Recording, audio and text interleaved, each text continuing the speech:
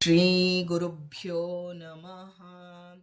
ಶಾಂತಾಕಾರಂ ಭುಜಗಶಯನಂ ಪದ್ಮನಾಭಂ ಸುರೇಶಂ ವಿಶ್ವಾಧಾರಂ ಗಗನಸದೃಶಂ ಮೇಘವರ್ಣಂ ಶುಭಾಂಗಂ ಲಕ್ಷ್ಮೀಕಾಂತಂ ಕಮಲನಯನೈ ಯೋಗಿಭಿರ್ಧ್ಯಾನಗಮ್ಯಂ ವಂದೇ ವಿಷ್ಣುಂ ಭವಭಯಹರಂ ಸರ್ವಲೋಕೈಕನಾಥಂ.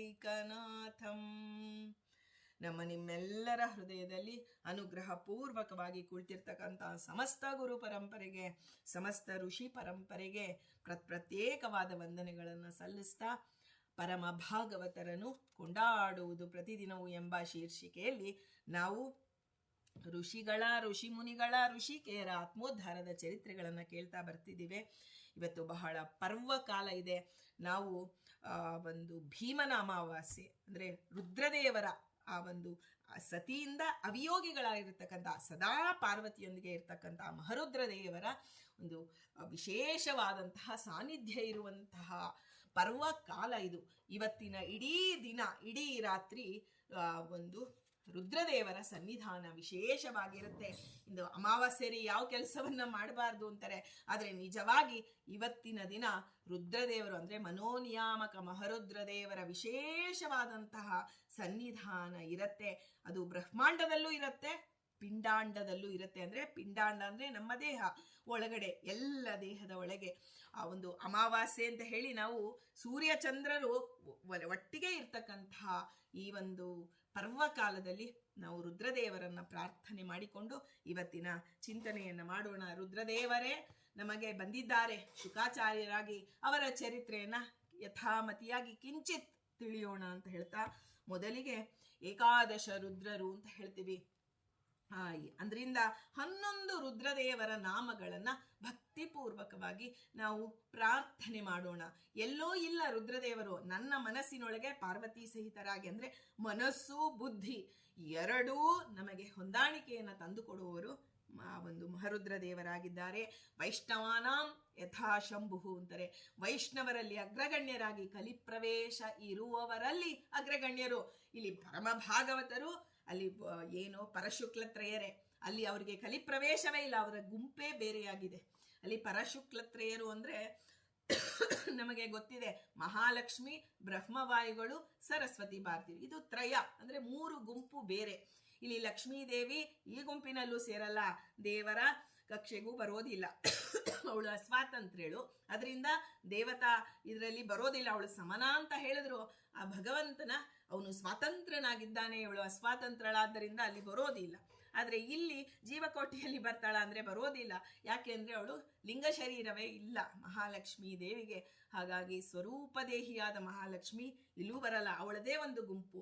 ಇನ್ನು ಬ್ರಹ್ಮವಾಯುಗಳು, ಸರಸ್ವತಿ ಭಾರತೀಯರು, ಈ 3 ಪರಶುಕ್ಲತೆ. ಇವರನ್ನ ಬಿಟ್ಟ ಮೇಲೆ ವೈಷ್ಣವಾನಾಂ ಯಥಾ ಶಂಭು ಅಂತ ಹೇಳ್ತಾರೆ. ಅದರಿಂದ 11 ನಾಮಗಳನ್ನ, ರುದ್ರದೇವರ 11 ನಾಮಗಳನ್ನ ನಮಗೆ ಪ್ರತಿ ಬಾರಿಯೂ ಇದೇ ನಾಮವನ್ನ ಸ್ಮರಣೆ ಮಾಡಿ ಅಂತ ಹೇಳ್ತಾರೆ. ಯಾವುದೇ ಆಗಲಿ, ನಾವು ಹಗಲಲ್ಲ ಅಯ್ಯೋ ಈ ಶಿವರಾತ್ರಿ, ಈ ಒಂದು ಭೀಮನ ಅಮಾವಾಸ್ಯೆ ಇದನ್ನ ಮಾಡಿದೆ, ಇನ್ನೊಂದಿನ ಇದೊಂದು ಮಾಡ್ತೀನಿ ಅಂತ ಹೇಳಿ ಎಲ್ಲವನ್ನ ನಾವು ಕೂಡಿ ಹಾಕೊಳ್ಳೋಕೆ ಹೋದ್ರೆ ಯಾವುದೂ ನಮ್ಮ ತಲೆಯಲ್ಲಿ ಉಳಿಯೋದಿಲ್ಲ. ಅಲ್ಪ ಸಾಧಕರು ನಾವೆಲ್ಲ.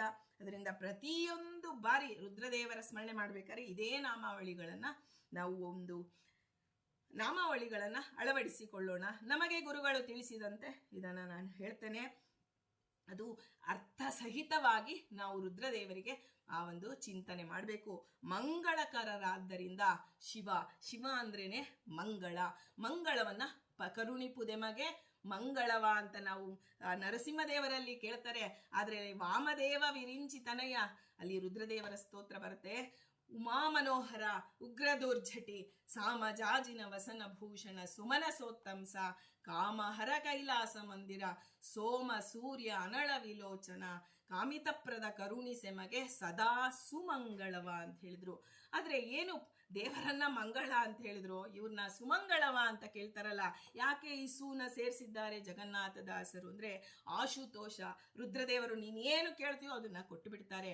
ಅದರಿಂದ ಬಹಳ ಎಚ್ಚರಿಕೆಯಿಂದ ರುದ್ರದೇವರಲ್ಲಿ ನಾವು ಕೇಳಬೇಕು ವರವನ್ನ. ಏನಾದರೂ ಕೇಳು, ಭಸ್ಮಾಸುರ ಕೇಳ್ದ ರುದ್ರದೇವರನ್ನ, ನಾನು ಯಾರ ತಲೆ ಮೇಲೆ ಕೈ ಇಟ್ರೆ ಅವರು ಭಸ್ಮರಾಗಬೇಕು ಅಂತ. ಆಗ ಆ ಭಸ್ಮಾಸುರ ರುದ್ರದೇವರ ತಲೆ ಮೇಲೆ ಕೈ ಇಡಕ್ ಬಂದ. ಆಗ ಮೋಹಿನಿ ರೂಪದಿಂದ ಭಗವಂತ ಬಂದು ರಕ್ಷಣೆ ಮಾಡಿದ.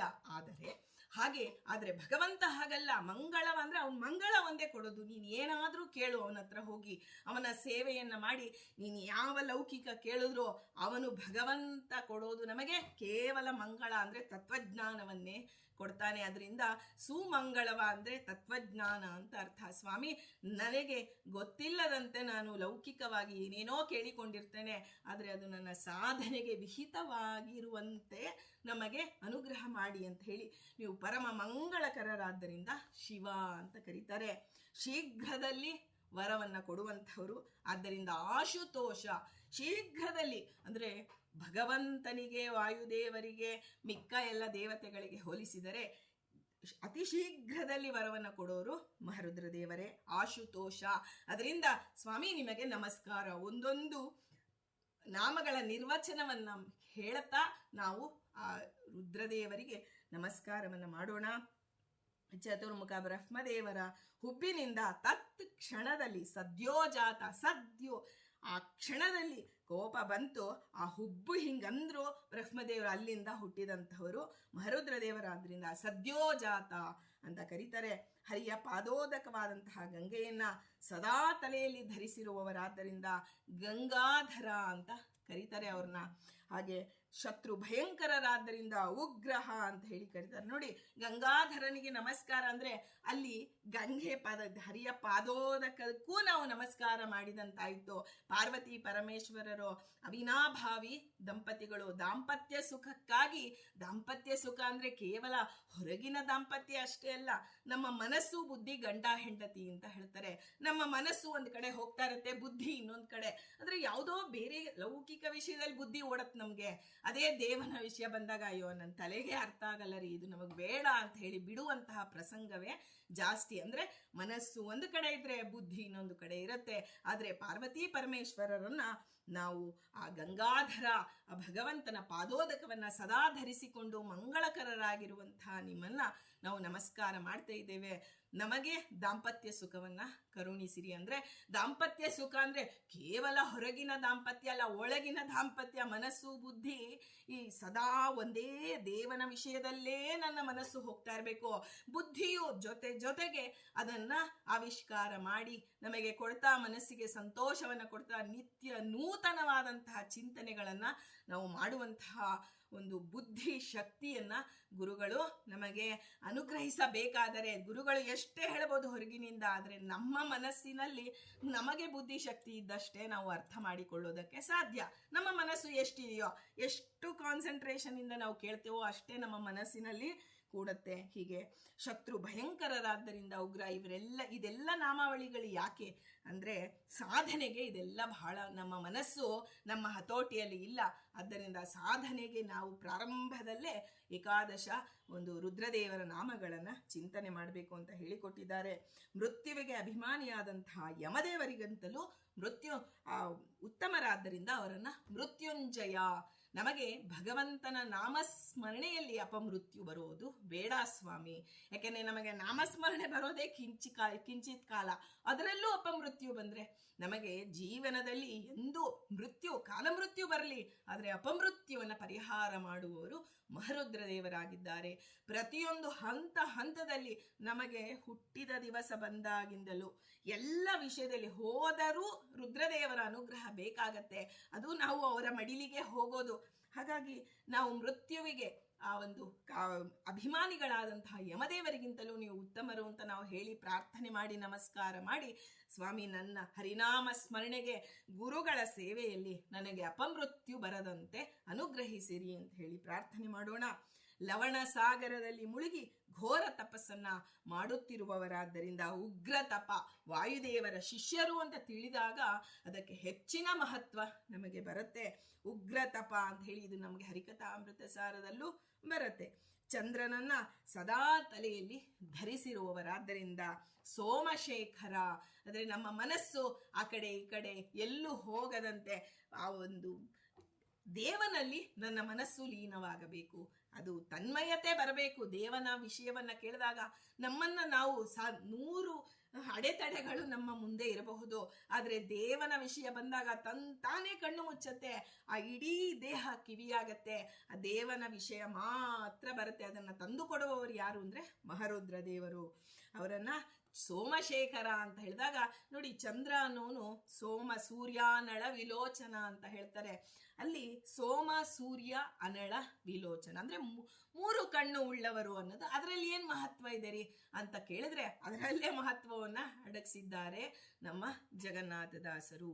ನೋಡಿ, ಜೀವನ ಆ ಒಂದು ಮೂಲಭೂತ ಲಕ್ಷಣ ಯಾವುದು ಅಂತಂದ್ರೆ ಸೋಮಾಸ್ ಅಂದ್ರೆ ಜ್ಞಾನ ಇಚ್ಛಾ ಕ್ರಿಯಾ. ಈ ಜ್ಞಾನ ಇಚ್ಛಾ ಕ್ರಿಯಾ ಇರೋವನೇ ಜೀವ.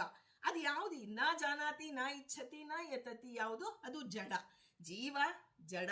ಅದರ ಒಂದು ನಿರ್ವಚನವನ್ನ ಕೊಡುವಾಗ ಶಾಸ್ತ್ರ ನಮಗೆ ಈ ರೀತಿ ಹೇಳುತ್ತೆ. ಅದರಲ್ಲಿ ನೋಡಿ, ಜ್ಞಾನ ಅಂದ್ರೆ ಜ್ಞಾನ ಇಚ್ಛಾ ಕ್ರಿಯಾ. ಜ್ಞಾನ ನಮಗೆ ಹೇಗೆ ಬರುತ್ತೆ? ಸೂರ್ಯ ದೇವರಿಂದ ಬರುತ್ತೆ. ಸೂರ್ಯೋದಯವಾದ ಮೇಲೆ ತಾನೇ ನಮಗೆ ಇದು ಹೀಗೆ ಇದು ಹೀಗೆ ಅಂತ ಹೇಗೆಲ್ಲ ಕಾಣಿಸುತ್ತೆ. ಆ ಕಾಣಿಸುವಿಕೆಯಿಂದ ಜ್ಞಾನ ಬರುತ್ತೆ, ಕೇಳುವಿಕೆಯಿಂದ ನಮಗೆ ಜ್ಞಾನ ಬರುತ್ತೆ. ಸೂರ್ಯ ದೇವರು ನಮಗೆ ಜ್ಞಾನವನ್ನ ಕೊಡ್ತಾರೆ. ಇಲ್ಲಿ ಜ್ಞಾನ ಆಯ್ತು. ಇಚ್ಛಾ ಅಂದ್ರೆ ಏನು? ಆ ಒಂದು ಮನಸ್ಸು ತಾನೇ ಇಚ್ಛಾ ಪಡೋದು.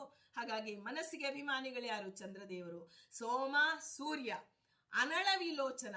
ಇಲ್ಲಿ ಜ್ಞಾನ ಇಚ್ಛಾ ಕ್ರಿಯಾ ಅಂತಂದ್ರೆ ಏನು? ಅಲ್ಲಿ ಒಂದು ಪರಿವರ್ತನೆ. ಈಗ ನೋಡಿ, ಒಂದು ಪಾತ್ರೆಯಲ್ಲಿ ನೀರಿಟ್ಬಿಟ್ಟು ನೀವು ಒಂದ್ ಕಡೆ ಎಷ್ಟು ವರ್ಷಗಳು ಬೇಕಾದ್ರೂ ಆ ಪಾತ್ರೆಯಲ್ಲಿ ನೀರಿಡಿ, ಅದು ಅದರಲ್ಲಿ ಪರಿವರ್ತನೆ ಆಗೋದಿಲ್ಲ. ಅದೇ ಪಾತ್ರೆಯ ನೀರನ್ನ ಅಗ್ನಿಗೆ ಸಂಪರ್ಕ ಮಾಡಿ ಒಲೆಯ ಮೇಲೆ ಇಟ್ಟಾಗ ನೀರು ಕುದಿಯಲು ಪ್ರಾರಂಭ ಆಗುತ್ತೆ. ಪ್ರತಿದಿನ ನಾವು ಇದನ್ನ ನೋಡ್ತೇವೆ. ಕುದಿಯುವ ನೀರನ್ನ ನೋಡಿದಾಗ ಸೋಮ ಸೂರ್ಯ ಅನಳ ವಿಲೋಚನ ಅಂದ್ರೆ ಬರೀ ಲೋಚನ ಅಂತ ಹೇಳಿಲ್ಲ ಜಗನ್ನಾಥದಾಸರು. ಇಲ್ಲೇ ನಮಗೆ ಆ ಒಂದು ಅದ್ಭುತವಾದಂತ ಅರ್ಥವನ್ನ ಇಟ್ಟಿದ್ದಾರೆ. ವಿಲೋಚನ ಅಂತಾರೆ. ಜ್ಞಾನ ಇಚ್ಛಾ ಕ್ರಿಯಾ 3 ಜೀವನ ಮೂಲಭೂತ ಲಕ್ಷಣಗಳು.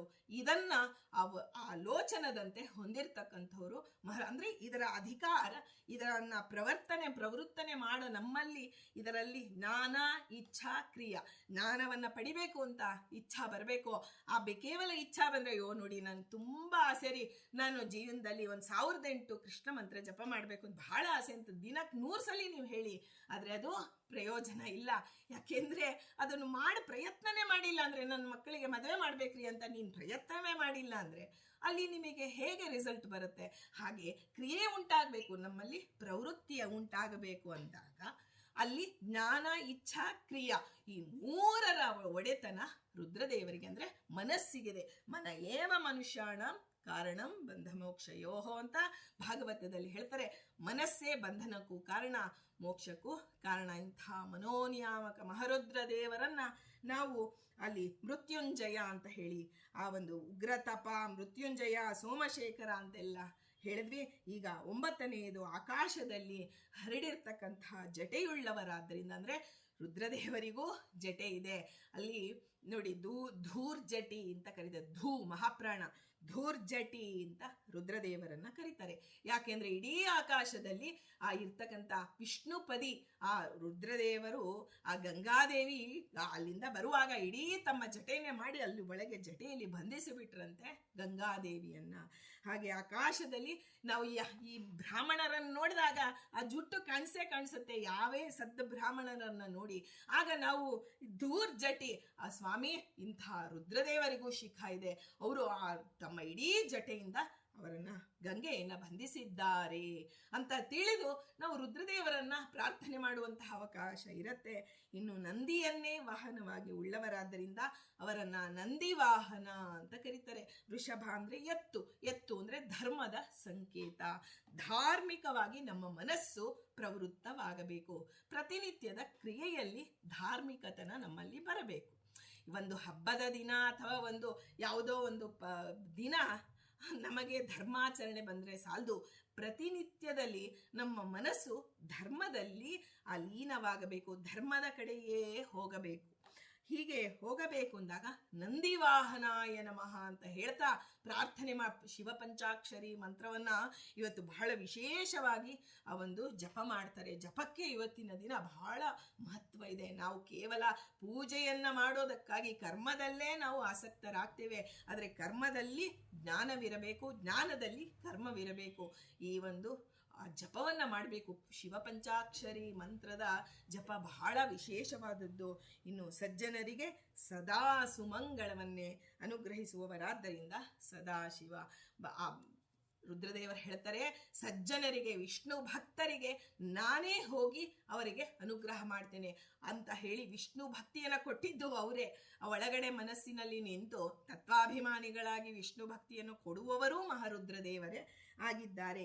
ಸದಾಶಿವಾಯ ನಮಃ ಅಂತ ಹೇಳ್ತಾ ನಾವು ನಮಸ್ಕಾರ ಹಾಕಿದರೆ ನಮಗೆ ಸದಾ ಸುಮಂಗಳವನ್ನೇ ಅನುಗ್ರಹ ಮಾಡ್ತಾರೆ. ಸ್ವಾಮಿ, ನಾನು ಏನಾದರೂ ಕೇಳಲಿ, ನನ್ನ ಮನಸ್ಸಿನ ಆಂತರ್ಯ ಏನಾದರೂ ಲೌಕಿಕ ಜೀವ ಜಡಗಳ ಬಗ್ಗೆ ಇರಲಿ, ಆದರೆ ಅದು ಧರ್ಮಕ್ಕೆ ಉಪಯೋಗವಾಗುವಂತಹದ್ದನ್ನೇ, ನನಗೆ ಯಾವುದು ಹಿತವೋ ಅದನ್ನೇ ನಮಗೆ ಅನುಗ್ರಹಿಸಿ ಅಂತ ಹೇಳಿ ಪ್ರಾರ್ಥನೆ ಮಾಡ್ತಾ, ಇವತ್ತು ನಾವು ರುದ್ರದೇವರ ಅವತಾರರಾದಂತಹ ಶುಕಾಚಾರ್ಯರ ಬಗ್ಗೆ, ಪರಮ ಭಾಗವತರನ್ನು ಕೊಂಡಾಡುವುದು ಪ್ರತಿದಿನವೂ ಎಂಬುವ ಶೀರ್ಷಿಕೆಯಲ್ಲಿ ನಾವು ಶುಕಾಚಾರ್ಯರ ಬಗ್ಗೆ ನೋಡಿ, 100ನೆಯ ಒಂದು ಇದು ಇವತ್ತಿನ ದಿನ ಬಹಳ ವಿಶೇಷವಾದಂತಹ ನಮ್ಮ ಮನಸ್ಸು ತುಂಬಿ ಬರ್ತಾ ಇದೆ. ಸ್ವಾಮಿ, ನನ್ನಂತಹ ಅಲ್ಪಳಿಂದಲೂ 108 ಋಷಿಮುನಿಗಳ ಚಿಂತನೆ ಮಾಡಬೇಕು ಅಂತ ಹೊರಟ್ವಿ.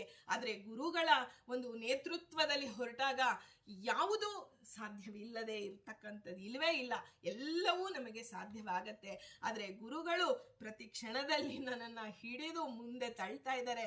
ಇಲ್ಲಾಂದ್ರೆ ಇವತ್ತು 100ನೆಯ ದಿನ, 100ನೆಯ ಸಂಚಿಕೆ ಅಂದರೆ ಅಲ್ಲಿ ಶುಕಾಚಾರ್ಯರು ಬಂದಿದ್ದಾರೆ. ನನಗೆ ತಿಳಿಯದಂತೆ ನಾನೇನು ಇದು ಹೇಳಬೇಕು ಅನ್ನುವಂಥ ಯಾವ ಬೌದ್ಧಿಕ ಶಕ್ತಿಯೂ ನನಗಿಲ್ಲ.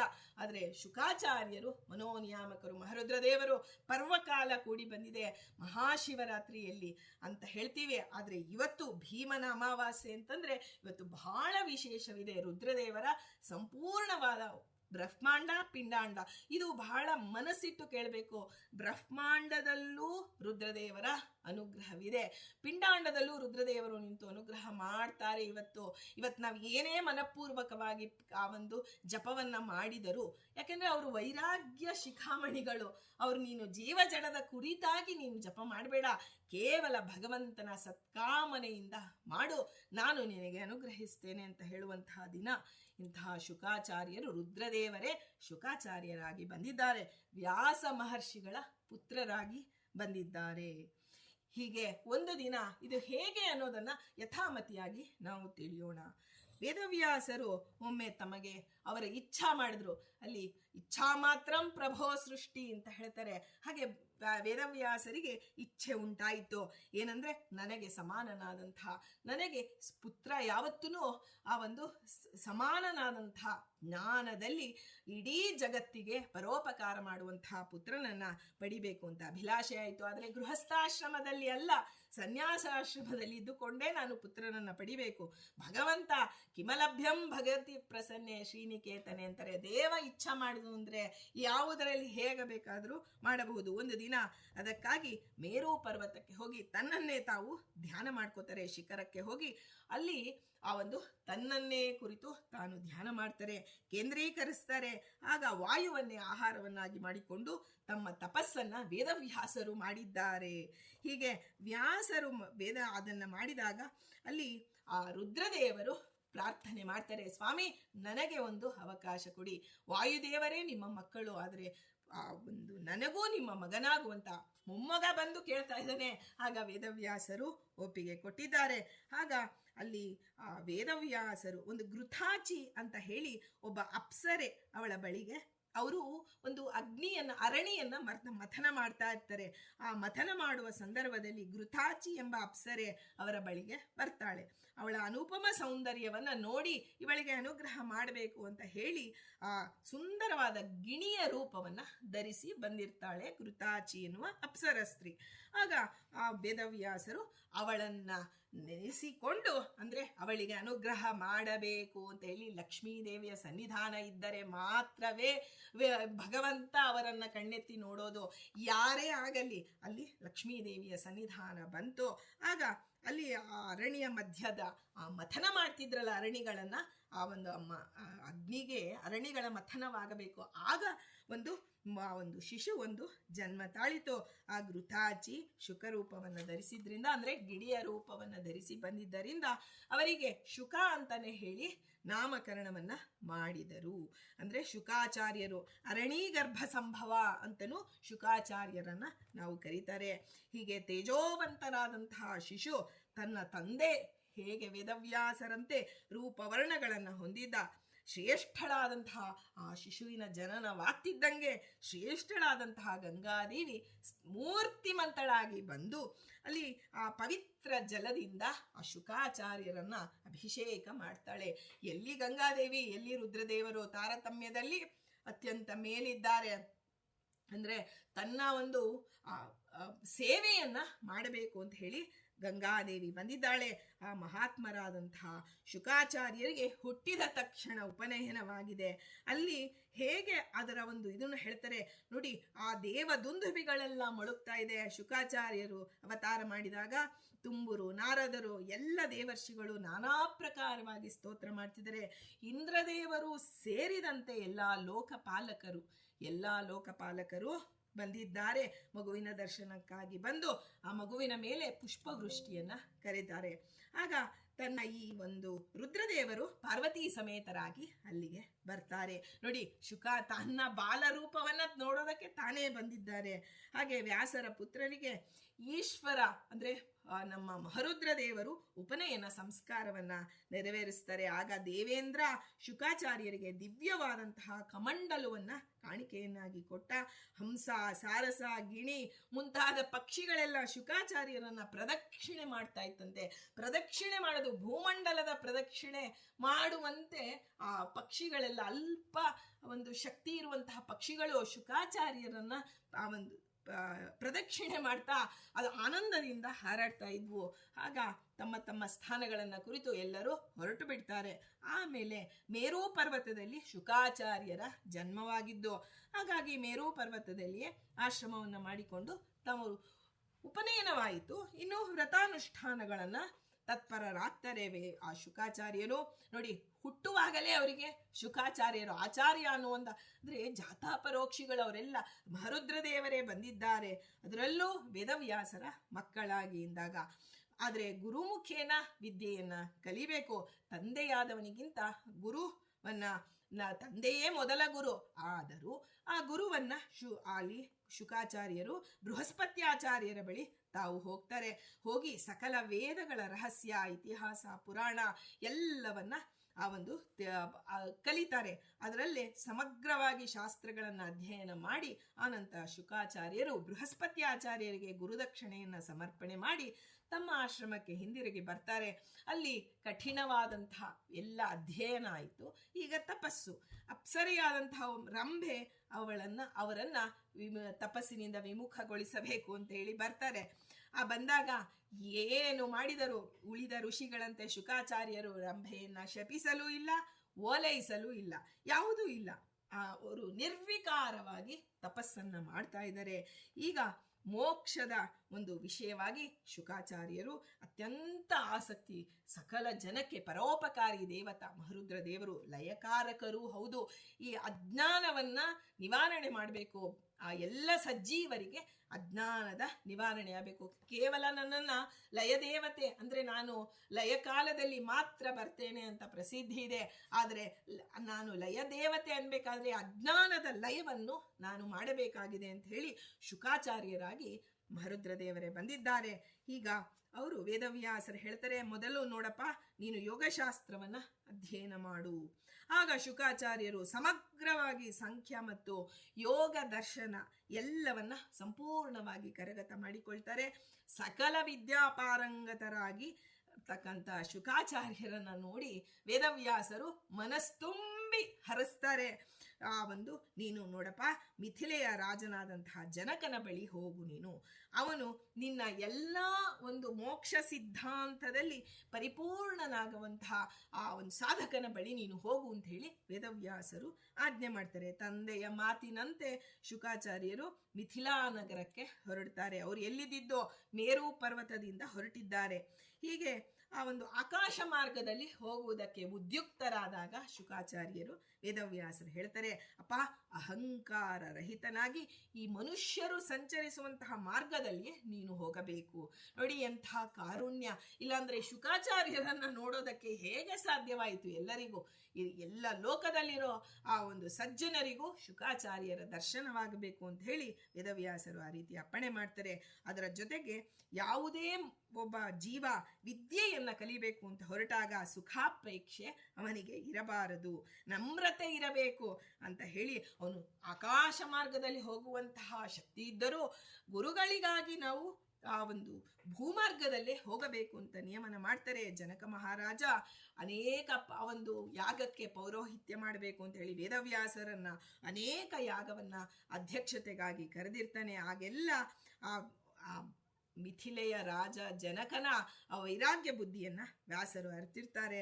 ಯಜ್ಞಗಳಿಗೆ ಯಜಮಾನನಾಗಿರ್ತಕ್ಕಂಥ ಅವನು ಅನೇಕ ಯಜ್ಞ, ಈಗ ನಾವು ಹೇಳ್ತೇವೆ ದೊಡ್ಡವರ ಮಾತ್ರ ಅಪ್ಪ ನಿನ್ಗೇನು ಗೊತ್ತಾಗಲ್ಲ ಸುಮ್ಕೊಡು ಅಂತಿರ್ತೀವಿ, ಆದರೆ ಅವರ ಅನುಭವದ ಮಾತನ್ನ ನಾವು ಕೇಳಬೇಕು ಅನ್ನೋದನ್ನ ವೇದವ್ಯಾಸರು ಹೇಳ್ತಾರೆ. ಅನುಭಾವಿಕರ ಮಾತುಗಳನ್ನ ಎಲ್ಲರೂ ಅದನ್ನ ಕೇಳಿ ಮನನ ಮಾಡಿಕೊಂಡು ತಮ್ಮ ಜೀವನದಲ್ಲೂ ಅಳವಡಿಸಿಕೊಳ್ಳಬೇಕು ಅಂತ ಹೇಳಿ ತಂದೆಯ ಮಾತಿನಂತೆ ಶುಕಾಚಾರ್ಯರು ಕಾಲ್ನಡಿಗೆಯಿಂದ ಬಂದಿದ್ದಾರೆ. ಅನೇಕ ಪರ್ವತ, ನದಿ, ಕಾಡು ಎಲ್ಲವನ್ನ ದಾಟ್ಕೊಳ್ತಾ ಬರ್ತಾ ಇದ್ದಾರೆ. ಅದಕ್ಕೆ ಅಲ್ಲಿ ಮಹಾಭಾರತದಲ್ಲಿ ಹೇಳ್ತಾರೆ, ತೀರ್ಥಂ ಕುರ್ವಂತಿ ತೀರ್ಥಾನಿ, ಇಂಥ ತೀರ್ಥಗಳನ್ನೇ ಪವಿತ್ರವನ್ನಾಗಿ ಮಾಡುವಂತಹ ಶುಕಾಚಾರ್ಯರು ಅಲ್ಲಿ ಮೇರು ವರ್ಷ, ಹರಿವರ್ಷ, ಹೈಮವತ ವರ್ಷ ಎಲ್ಲವನ್ನ ದಾಟಿ ಭಾರತ ವರ್ಷಕ್ಕೆ ಬಂದರು. ಇದನ್ನ ಮಂಗಳಕರರಾದಂತಹ ಆ ಶುಕಾಚಾರ್ಯರು ಬಂದರು ಅಂದ್ರೆ ಇಡೀ ವಿದ್ಯೆಯೇ ಮೂರ್ತಿಮಂತಾಗಿ ಭಾರತ ವರ್ಷವನ್ನ ಪ್ರವೇಶ ಮಾಡಿದಂತೆ ಆಗಿದೆ. ರಮ್ಯವಾಗಿರ್ತಕ್ಕಂಥ ಆ ಭಾರತ ವರ್ಷ ಧನಧಾನ್ಯಗಳಿಂದ ಸಮೃದ್ಧವಾದಂತಹ ಪ್ರದೇಶವಾಗಿ ಇತ್ತು. ಇದರಲ್ಲಿ ಹಾದು ಹೋಗ್ತಾ ಇದ್ದಾರೆ ಶುಕಾಚಾರ್ಯರು. ಅಂದ್ರೆ ಜೀವ ಜಡಗಳನ್ನ ಇಟ್ಟು ದೇವ ತೋರಿಸ್ತಾನೆ ಎಲ್ಲವನ್ನ, ಅದು ಯಾವುದರಿಂದನೂ ಆಕರ್ಷಿತರಾಗಿಲ್ಲ. ಎಲ್ಲಿಯೂ ನಿಲ್ಲದೆ ಒಂದೇ ಸಮನಾಗಿ ಪ್ರಯಾಣ ಮಾಡ್ತಾ, ಹೇಗೆ ಹನುಮಂತ ದೇವರು ಆ ಲಂಕಾ ಪ್ರಯಾಣ ಮಾಡಬೇಕಾದ್ರೆ ಎಲ್ಲವನ್ನ ಯಾವುದೇ ರೀತಿಯ ಆಹಾರವನ್ನು ಸ್ವೀಕಾರ ಮಾಡದೆ ರಾಮನ ಆಜ್ಞೆಯನ್ನ ಪರಿಪಾಲನೆ ಮಾಡಿದ್ರು, ಹಾಗೆ ಶುಕಾಚಾರ್ಯರು ಯಥಾಯೋಗ್ಯವಾಗಿ ವೇದವ್ಯಾಸರ ಆಜ್ಞೆಯನ್ನ ಅದರಂತೆ ನಾನು ನಡಿಬೇಕು ಅಂತ ಹೇಳಿ ಮಿಥಿಲಾ ಪಟ್ಟಣಕ್ಕೆ ಬಂದಿದ್ದಾರೆ. ಆಗ ಅಲ್ಲಿ ಆ ಮಿಥಿಲಾ ಪಟ್ಟಣದಲ್ಲಿ ಏನಾಯ್ತು, ದ್ವಾರಪಾಲಕರು ಇದ್ರು. ದ್ವಾರಪಾಲಕರನ್ನ ಗಮನಿಸದೆ ಮುಂದೆ ಹೊರಟಿದ್ದಾರೆ. ಆಗ ದ್ವಾರಪಾಲಕರು ಏನ್ ಮಾಡ್ತಾರೆ, ಕಠಿಣವಾದಂತಹ ಮಾತುಗಳನ್ನಾಡಿ, ನಾವೆಲ್ಲೇ ಇದೀವಲ್ಲ, ನಮ್ಮನ್ನ ಮೀರಿ ನೀನು ಹೋಗ್ತಾ ಇದೆಯಲ್ಲ ಅಂತ ಹೇಳಿ ಕಠಿಣವಾದ ಮಾತುಗಳನ್ನಾಡ್ತಾರೆ. ಅದಕ್ಕೂ ಶುಕಾಚಾರ್ಯರು ಯಾವುದೇ ರೀತಿಯಲ್ಲಿ ಕ್ರೋಧ ವ್ಯಕ್ತಪಡಿಸಲ್ಲ, ಸುಮ್ಮನೆ ಬಿಸಿಲಿನಲ್ಲಿ ನಿಂತು ಬಿಡ್ತಾರೆ. ಸೂರ್ಯನಂತೆ ತೇಜಸ್ಸು ಹೊಳಿತಾ ಇದೆ. ಆ ಮಹರ್ಷಿಗಳನ್ನು ನೋಡಿ ಗಡಗಡ ನಡುತ್ತಾರೆ ದ್ವಾರಪಾಲಕರು. ಇಲ್ಲ, ನಾವು ಕಠಿಣವಾಗಿ ಹೀಗೆ ರೀತಿ ವರ್ತಿಸಿದ್ರು ಕೋಪಗೊಳ್ಳದೆ ಇವರು ಸುಮ್ಮನೆ ನಿಂತಿದ್ದಾರೆ ಅಂದ್ರೆ ಯಾರೋ ಮಹಾಮಹಿಮರೇ ಇರಬೇಕು ಅಂತ ಹೇಳಿ, ಸ್ವಾಮಿ ನಮ್ಮದು ಅಪರಾಧವಾಯಿತು ಅಂತ ದ್ವಾರಪಾಲಕರು ನಮಸ್ಕಾರ ಮಾಡಿ ನಗರದೊಳಗೆ ಬಿಡ್ತಾರೆ. ಆಗ ಶುಕಾಚಾರ್ಯರು ಮೋಕ್ಷಾಪೇಕ್ಷಿಗಳಾಗಿ, ಆ ಒಂದು ಮೋಕ್ಷ ಶಾಸ್ತ್ರದ ಅಪೇಕ್ಷೆಯಿಂದಾಗಿ ಜಗಲಿಯಲ್ಲಿ, ಅಲ್ಲಿ ಒಂದು ಜಗಲಿ ಇರುತ್ತೆ, ಆ ಒಂದು ವಿಶಾಲವಾದಂತಹ ಅರಳಿ ಮರ, ಆ ಜಗಲಿಯಲ್ಲಿ ಬಂದು ಕುಳಿತುಕೊಳ್ತಾರೆ. ಆಗ ಆ ದ್ವಾರಪಾಲಕರನ್ನ ಹೇಗೆ ಇವ್ರಿಗೆ ನಮಸ್ಕಾರ ಮಾಡಿದ್ನೋ ಹೋಗಿ ಅರಮನೆಯೊಳಗೆ ಮಂತ್ರಿಗೆ ಹೇಳ್ತಾನೆ, ಇಲ್ಲಿ ಯಾರೋ ಒಬ್ರು ಬಹಳ ಒಂದು ವಿಶೇಷವಾದಂತಹ ಒಬ್ಬರು ಬಂದಿದ್ದಾರೆ, ಅವರು ನಮಗೆ ಯಾವ ರೀತಿ ಅಂತ ಹೇಳೋದಕ್ಕೂ ಆಗ್ತಿಲ್ಲ, ಅತ್ಯಂತ ಕಾಂತಿಯುಕ್ತರಾಗಿದ್ದಾರೆ ಅಂತ ಹೇಳಿದಾಗ ಆ ಮಂತ್ರಿ ಶುಕಾಚಾರ್ಯರನ್ನ ಬಂದು ಅವರನ್ನ ಆದರದಿಂದ ಕರೆದುಕೊಂಡು ಹೋಗಿ ಅಲ್ಲಿ ಒಂದು ಉದ್ಯಾನವನದಲ್ಲಿ ಬಿಡ್ತಾರೆ. ಆ ಉದ್ಯಾನವನದ ಆಸನದ ಮೇಲೆ ಕುಳ್ಳಿರಿಸಿ, ಸ್ವಾಮಿ ನಾನು ರಾಜನನ್ನ ಕಂಡು ಬರ್ತೇನೆ ಅಂತ ಹೇಳಿ ಹೊರಡ್ತಾನೆ. ಆಗ ಅಲ್ಲಿ ಆ ಉದ್ಯಾನವನದಲ್ಲಿ ವಿಹಾರ ಮಾಡ್ತಿರ್ತಕ್ಕಂಥ ಎಲ್ಲ ಸ್ತ್ರೀಯರು ಶುಕಾಚಾರ್ಯರನ್ನ ಸುತ್ತುವರೆದಿದ್ದಾರೆ. ಆದರೆ ಯಾರ ಸುತ್ತುವರಿವಿಕೆಗೂ ಶುಕಾಚಾರ್ಯರು ಅವರು ತಮ್ಮ ಒಂದು ಇದನ್ನ ವ್ಯಕ್ತಪಡಿಸಿಲ್ಲ, ಭಾವನೆಯೇ ಇಲ್ಲ. ಏನೇ ಆದರೂ ಎಲ್ಲ ಶುದ್ಧಾತ್ಮರಾಗಿ ಜಿತೇಂದ್ರಿಯರಾಗಿದ್ರು, ಕ್ರೋಧವನ್ನ ಜಯಿಸಿದ್ರು. ಇಂತಹ ಸ್ತ್ರೀಯರನ್ನ ನೋಡಿ ಸಂತೋಷನೂ ಪಟ್ಟಿಲ್ಲ, ಅವರಲ್ಲಿ ಕೋಪವೂ ಗೊಳ್ಳಲಿಲ್ಲ. ಕೇವಲ ಸಾಕ್ಷಿ ರೂಪದಿಂದ ಭಗವಂತ ಹೇಗೆ, ಅವನ ಸೃಷ್ಟಿ ಹೇಗಿದೆ, ಆ ಒಂದು ಒಳಗೆ ನಿಂತು ಹೇಗೆ ಕಾರ್ಯವನ್ನು ಮಾಡ್ತಿದ್ದಾನೆ ಅನ್ನೋದನ್ನ ಸಾಕ್ಷಿ ರೂಪದಿಂದ ಅದನ್ನು ನೋಡ್ತಾ ಇದ್ದಾರೆ. ಅಷ್ಟು ಹೊತ್ತಿಗೆ ಸಂಧ್ಯಾಕಾಲ ಪ್ರಾಪ್ತಿಯಾಗಿದೆ. ಮತ್ತೆ ಅವರು ಸಂಧ್ಯೋಪಾಸನೆಯನ್ನ ಮಾಡಿ ಆ ಒಂದು ಧ್ಯಾನ ಪರರಾಗಿ ಕುಳಿತು ಬಿಡ್ತಾರೆ. ಮಾರನೆಯ ದಿನ ನೋಡಿ, ಮಂತ್ರಿ ಅವತ್ತು ಹೋದವರು ಮಾರನೇ ದಿನ ಬರ್ತಾರೆ. ಬಂದು ಜನಕ ಮಹಾರಾಜನ ಜೊತೆಗೆ ಪುರೋಹಿತರೊಂದಿಗೆ ಬರ್ತಾನೆ. ಬಂದು ಅರ್ಘ್ಯ ಪಾದ್ಯಾದಿಗಳಿಂದ ಶುಕಾಚಾರ್ಯರನ್ನ ಸತ್ಕಾರ ಮಾಡ್ತಾನೆ. ಆಗ ಆ ಶುಕಾಚಾರ್ಯರು ಆನಂದದಿಂದ ತನ್ನ ತಂದೆಯವರ ಆಜ್ಞೆಯಂತೆ ನಾನು ಬಂದಿದ್ದೀನಪ್ಪ ಅಂತ ಹೇಳಿದಾಗ, ನೋಡಿ, ಜನಕರಾಜನ ಬಳಿ ಹೋಗು ಅಂತ ನನ್ನ ತಂದೆ ಹೇಳಿದ್ದ, ಅದಕ್ಕಾಗಿ ಬಂದಿದ್ದೇನೆ ಅಂದಾಗ, ಆಗ ಜನಕ ಮತ್ತು ಶುಕಾಚಾರ್ಯರ ನಡುವೆ ವಿಸ್ತಾರವಾದಂತಹ ತಾತ್ವಿಕ ಚರ್ಚೆ ಪ್ರಾರಂಭವಾಗತ್ತೆ. ಶುಕಾಚಾರ್ಯರು ಹೇಳ್ತಾರೆ, ಬ್ರಾಹ್ಮಣನ ಕರ್ತವ್ಯ, ಮೋಕ್ಷದ ಸ್ವರೂಪ, ಅದನ್ನು ಪಡೆಯಲು ಬೇಕಾದಂತಹ ಸಾಧನೆ, ಜ್ಞಾನ, ತಪಸ್ಸುಗಳ ಸ್ವರೂಪ, ಈ ಎಲ್ಲ ವಿಷಯಗಳ ಬಗ್ಗೆ ಪ್ರಸ್ತಾಪ ಮಾಡ್ತಾರೆ.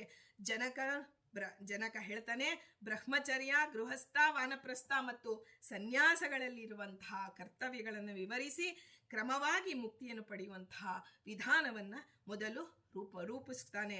ಏನಂದ್ರೆ ಶುಕಾಚಾರ್ಯ ಹೇಳ್ತಾರೆ, ಬ್ರಹ್ಮಚರ್ಯದಲ್ಲೇ ಜ್ಞಾನಿಯಾಗಿದ್ದಾನೆ ಅಂದಮೇಲೆ ಅವನಿಗೆ ಉಳಿದ ಆಶ್ರಮಗಳ ಅವಶ್ಯಕತೆಯಾದರೂ ಹೇಗೆ? ಯಾಕೆ ಉಳಿದ ಆಶ್ರಮಗಳು ಬೇಡವಲ್ಲ? ಬ್ರಹ್ಮಚರ್ಯದಲ್ಲೇ ಜ್ಞಾನವನ್ನು ಸಂಪಾದನೆ ಮಾಡಬಹುದಾಗಿದ್ರೆ ಮೇಲೆ ಬೇರೆ ಆಶ್ರಮಗಳ ಅವಶ್ಯಕತೆ ನನಗೇನಿದೆ ಅಂದಾಗ, ಆಗ ಜನಕ ಹೇಳ್ತಾನೆ, ಸಾಮಾನ್ಯರಿಗೆ 4 ಆಶ್ರಮಗಳು ಬೇಕೇ ಬೇಕು, ಅದರಿಂದ ಜ್ಞಾನಿಗಳಿಗೆ ಅದರ ಅವಶ್ಯಕತೆ ಇಲ್ಲ ಅಂತ ಹೇಳಿ, ಜ್ಞಾನಿಯ ಗುಣಲಕ್ಷಣಗಳನ್ನು ಭಗವದ್ಗೀತೆಯಲ್ಲಿ ಕೃಷ್ಣ ಏನು ಸ್ಥಿತಪ್ರಜ್ಞನ ಲಕ್ಷಣಗಳನ್ನು ವಿವರವಾಗಿ ಹೇಳಿದ್ನೋ ಅದನ್ನ ಆ ಒಂದು ಜನಕ ಮಹಾರಾಜ ನಿರೂಪಿಸ್ತಾನೆ. ಶುಕಾಚಾರ್ಯರಲ್ಲಿ ಈ ಎಲ್ಲ ಸ್ಥಿತಪ್ರಜ್ಞನ ಲಕ್ಷಣಗಳನ್ನ ಇರುವುದನ್ನು ಕಂಡು ಆ ಜನಕ ಮಹಾರಾಜ ಕೈ ಮುಗಿತಾನೆ ಶುಕಾಚಾರ್ಯರಿಗೆ. ನೋಡಿ, ಎಂತಹ, ಎಲ್ಲಿ ಭಗವಂತ ಆ ಒಂದು ಅರ್ಜುನನಿಗೆ ಹೇಳಿದ್ದು ಯಾವಾಗ, ಆದರೆ ಅದಕ್ಕೆ ಮುಂಚೆನೆ ತ್ರೇತಾಯುಗದಲ್ಲೇ ಆ ಒಂದು ವೇದ ಕಾಲದಲ್ಲೇ ಶುಕಾಚಾರ್ಯರ ಆ ಒಂದು ಇದೆಲ್ಲ ತತ್ವಗಳು ಇದ್ದದ್ದನ್ನೇ ಶ್ರೀಕೃಷ್ಣ ಎಲ್ಲವನ್ನು ಕ್ರೋಢೀಕರಿಸಿ ಅರ್ಜುನನಿಗೆ ಭಗವದ್ಗೀತೆಯನ್ನ ಹೇಳಿದ ಅಂತ ತಿಳಿಬೇಕು. ಹೀಗೆ ಜನಕನಿಂದ ಅವರು ಅಪ್ಪಣೆ ಪಡೆದು ಶುಕಾಚಾರ್ಯರು ಮತ್ತೆ ಹಿಮಾಲಯದ ಕಡೆ ಹೊರಡುತ್ತಾರೆ. ಆಗ ಅಲ್ಲಿ ಹೋಗುವುದಕ್ಕೆ ಸರಿಯಾಗಿ ನಾರದರು ಬರ್ತಾರೆ. ಎಲ್ಲಿ ನಾರದರು? ನಾರಂ ದದಾತೀತಿ ನಾರದ. ನಾರ ಅಂದ್ರೆ ಜ್ಞಾನಂ ದದಾತಿ. ಜ್ಞಾನ, ನಮಗೇನಾದರೂ ಸಣ್ಣ ಪುಟ್ಟ ಜ್ಞಾನವೇ ಆಗಲಿ ಬಂದಿದೆ, ಭಗವಂತನ ಬಗ್ಗೆ ಜ್ಞಾನ ಬಂದಿದೆ ಅಂದ್ರೆ ಇಲ್ಲೆಲ್ಲೋ ನಾರದರು ಸಂಚಾರ ಮಾಡ್ತಿದ್ದಾರೆ, ನನ್ನ ಕೂಸಿಗೆ ಜ್ಞಾನ ಬರಲಿ ಅಂತ ಹೇಳಿ ಪ್ರಾರ್ಥನೆ ಮಾಡ್ತಿದ್ದಾರೆ ದೇವನನ್ನ ಅಂತ ತಿಳಿಬೇಕು. ಅಂತಹ ನಾರದರು ಬರ್ತಾರೆ. ಅವರ ಸಮ್ಮುಖದಲ್ಲಿ ವೇದವ್ಯಾಸರು ಹಾಗೂ ಇನ್ನೇನು ತಂದೆ ಮಕ್ಕಳು ಸೇರಿದಾಗ ವೇದ ಪಾರಾಯಣ ಪ್ರಾರಂಭವಾಗತ್ತೆ. ಆಗ ಇದ್ದಕ್ಕಿದ್ದಂತೆ ಸಮುದ್ರದಿಂದ ಬಿರುಗಾಳಿ ಬೀಸಲು ತೊಡಗತ್ತೆ. ಆಗ ವೇದವ್ಯಾಸರು ಪಾರಾಯಣವನ್ನ ನಿಲ್ಲಿಸಿ ಬಿಡ್ತಾರೆ.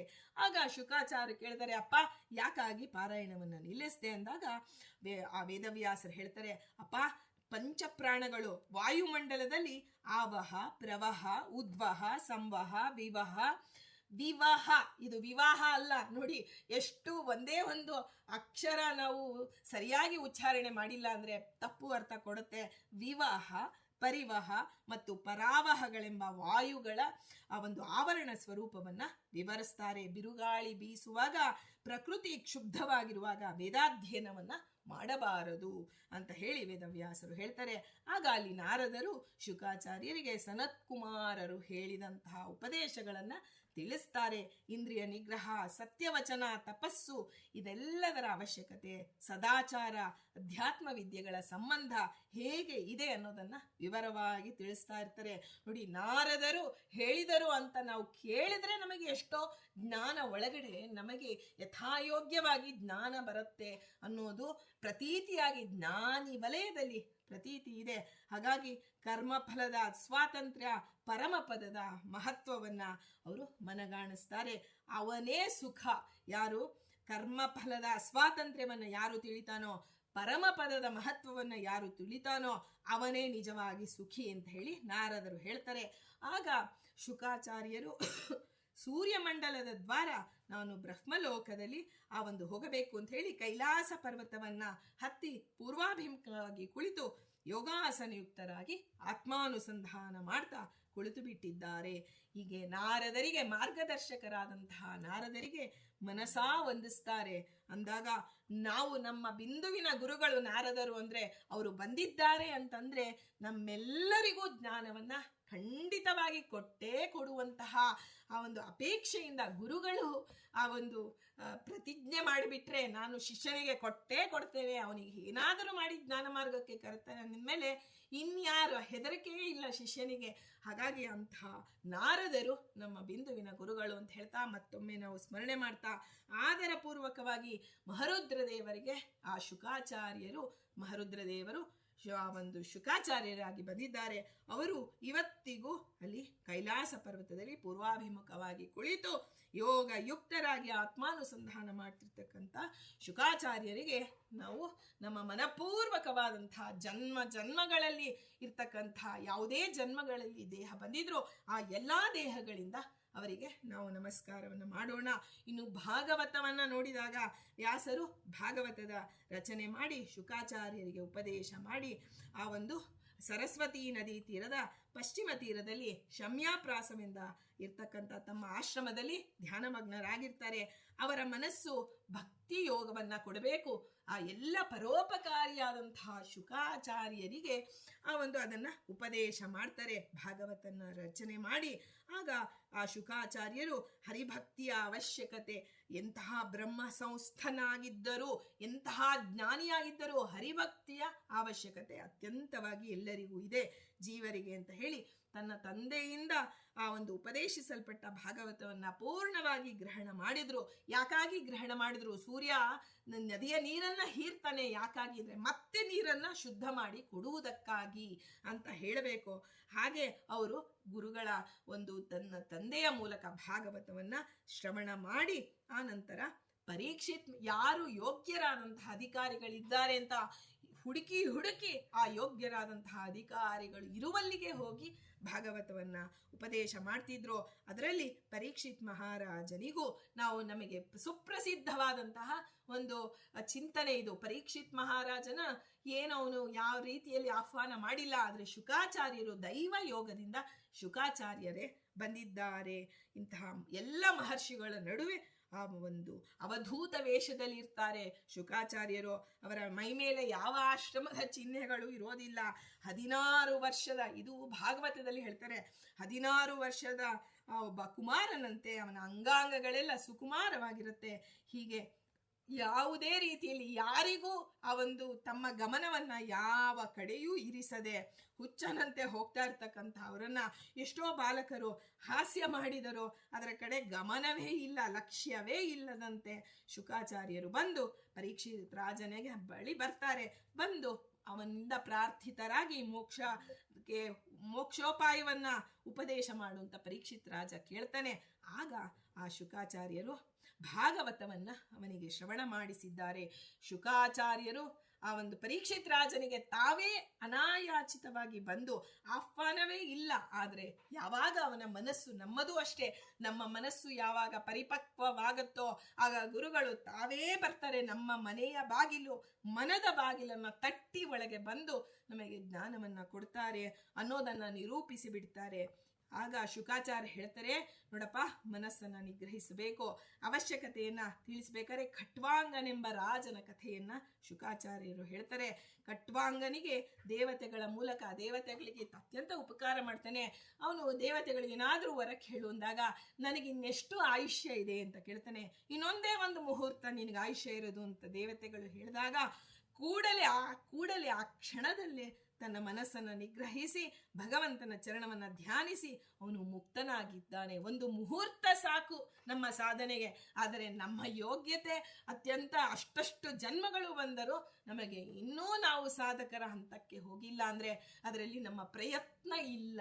ಪ್ರಯತ್ನ ಇರಬೇಕು, ಆಗಲೇ ದೇವ ಅನುಗ್ರಹ ಮಾಡೋದು ಅಂತ ಹೇಳ್ತಾ ಶುಕಾಚಾರ್ಯರು ಯೋಗ ವೈರಾಗ್ಯ ಎಲ್ಲ ಮನೋನಿಗ್ರಹಕ್ಕೆ ಬೇಕಾದಂತಹ ಎಲ್ಲವನ್ನ ಭಾಗವತದಲ್ಲಿ ಒಂದು ವಿವರವಾಗಿ ತಿಳಿಸಿಕೊಟ್ಟಿದ್ದಾರೆ. ಮೋಕ್ಷದ ವಿವಿಧ ಗತಿ, ಭಕ್ತಿಯ ಮಹಿಮೆ, ಸೃಷ್ಟಿಯ ವರ್ಣನೆ, ಪರಮ ಪುರುಷನ ಸ್ವರೂಪ, ಅವನ 21 ಅವತಾರಗಳು ಎಲ್ಲವನ್ನ ಒಳಗೊಂಡಂತಹ ಭಾಗವತವನ್ನ ವಿಸ್ತೃತವಾಗಿ 7 ದಿನಗಳ ಕಾಲ ಪರೀಕ್ಷಿತ್ ಮಹಾರಾಜನಿಗೆ, ಅಂದ್ರೆ ಏನು, ಭಾಗವತವನ್ನ 7 ದಿನ ಕೇಳಬೇಕು ಅಂತ ಇಲ್ಲ ರೀ, ಅಲ್ಲಿ ಅವನಿಗೆ 7 ದಿನದ ಆಯುಷ್ಯ ಇತ್ತು, ಅದಕ್ಕಾಗಿ 7 ದಿನ ಕೇಳ್ದ.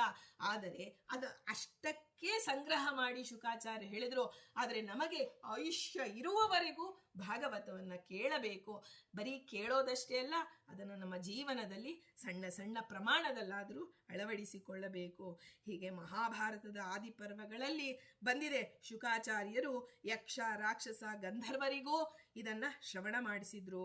ಆ ಶುಕಾಚಾರ್ಯರು ಭಕ್ತಿ ಜ್ಞಾನ ಮಾರ್ಗಗಳ 2ರ ಪರಾಕಾಷ್ಠತೆಯನ್ನು ಸಾಧಿಸಿದ್ರು. ಭಕ್ತಿ ಮಾರ್ಗ ಹಾಗೂ ಜ್ಞಾನ ಮಾರ್ಗ, ಇದರಲ್ಲಿ ಮಹಾತಪಸ್ವಿಯಂತೆ ಕಂಗೊಳಿಸ್ತಾ ಇದ್ದಾರೆ.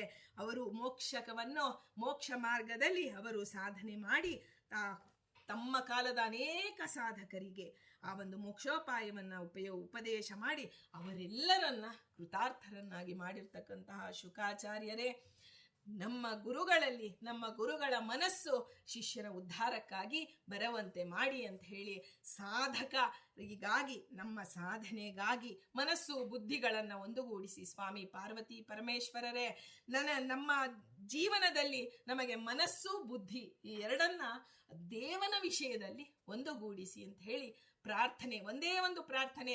ಅಲ್ಲಿ ರುದ್ರದೇವರ ಆ ಒಂದು ತಮ್ಮ ಅಂಗವನ್ನೇ ಕೊಟ್ಟು ಬಿಟ್ಟಿದ್ದಾರೆ. ಎಡಭಾಗದಲ್ಲಿ ಪಾರ್ವತಿ ಅಂಥ ಸ್ಥಾನ ಕೊಟ್ಟಿದ್ದಾರೆ. ಅಂಥ ಸ್ಥಾನವನ್ನು ಗಳಿಸಿದಂತಹ ಜಗತಪ್ಪಿತರ ಒಂದೇ ಪಾರ್ವತಿ ಪರಮೇಶ್ವರವು ಹೇಗೆ ಆ ಗಣೇಶನ ಮತ್ತೆ ಸುಬ್ರಹ್ಮಣ್ಯನ ಕಥೆಯಲ್ಲಿ ಬರುತ್ತೆ, ಇಡೀ ಭೂಮಂಡಲ ಪ್ರದಕ್ಷಿಣೆಯನ್ನು ಯಾರು ಮಾಡಿ ಬರ್ತಾರೋ ಅವರಿಗೆ ಈ ಹಣ್ಣು ಅಂತ ಹೇಳಿ ಒಂದು ಇದರಲ್ಲಿ ಇಟ್ಟಾಗ ಅಲ್ಲಿ ಆ ಒಂದು ಗಣೇಶ ಅವನು ತನ್ನ ತಂದೆ ತಾಯಿಗಳನ್ನ 3 ಪ್ರದಕ್ಷಿಣೆ ಮಾಡಿ ನಂದು ಪ್ರದಕ್ಷಿಣೆ ಆಯಿತು ಅಂತ ಹೇಳಿ ಹಣ್ಣನ್ನು ತೆಗೆದುಕೊಂಡಂತಹ ಗಣಪತಿ ಸ್ಕಂದ ಇಡೀ ಆ ಭೂಮಂಡಲವನ್ನ ಪ್ರದಕ್ಷಿಣೆ ಮಾಡಿದ್ರು. ಆಗ ಬಂದಂತಹ ಶ್ಲೋಕ ಇದು, ಜಗತಪ್ಪಿತರವು ಒಂದೇ ಪಾರ್ವತಿ ಪರಮೇಶ್ವರವು ಅಂತ ಹೇಳಿದಾಗ ಅಂತಹ ಪಾರ್ವತಿ ಪರಮೇಶ್ವರರಿಗೆ ಪ್ರತಿದಿನ ಉಪಕೃತರು ನಾವು. ಅವರಿಂದ ಮನಸ್ಸು ಬುದ್ಧಿಯನ್ನ ಸರಿಯಾದ ಮಾರ್ಗದಲ್ಲಿ ನಡೆಸಿ, ಇನ್ನೂ ತತ್ವಾಭಿಮಾನಿಗಳ ಒಂದು ಸ್ತೋತ್ರವಿದೆ, ಅದನ್ನ ಹೇಳೋಣ ನಾಳೆ ಅಂತ ಹೇಳ್ತಾ ಆ ಮಹರುದ್ರ ದೇವರ ಅಂತರ್ಗತ, ಶುಕಾಚಾರ್ಯರ ಅಂತರ್ಗತ, ಮುಖ್ಯ ಪ್ರಾಣ ಅಂತರ್ಗತ ಶ್ರೀಕೃಷ್ಣನಲ್ಲಿ, ಜಗದ್ಗುರುವಾದಂತಹ ಶ್ರೀಕೃಷ್ಣನಲ್ಲಿ ನಾವಿವತ್ತು ಮನಬಾಗಿ ತನುಬಾಗಿ ಕೇಳಿಕೊಳ್ಳೋಣ. ಸ್ವಾಮಿ, ನನ್ನ ಈ ಒಂದು ಜ್ಞಾನಕ್ಕಾಗಿ ಬಂದಿರುವ ಜನ್ಮವನ್ನ ಸಾರ್ಥಕಗೊಳಿಸು. ಅನೇಕ ಸಾಧಕರ ಜನ್ಮವನ್ನ ಸಾರ್ಥಕಗೊಳಿಸಿದಿರಾ, ಆದರೆ ನನ್ನ ಜನ್ಮವನ್ನು ಸಾರ್ಥಕಗೊಳಿಸು.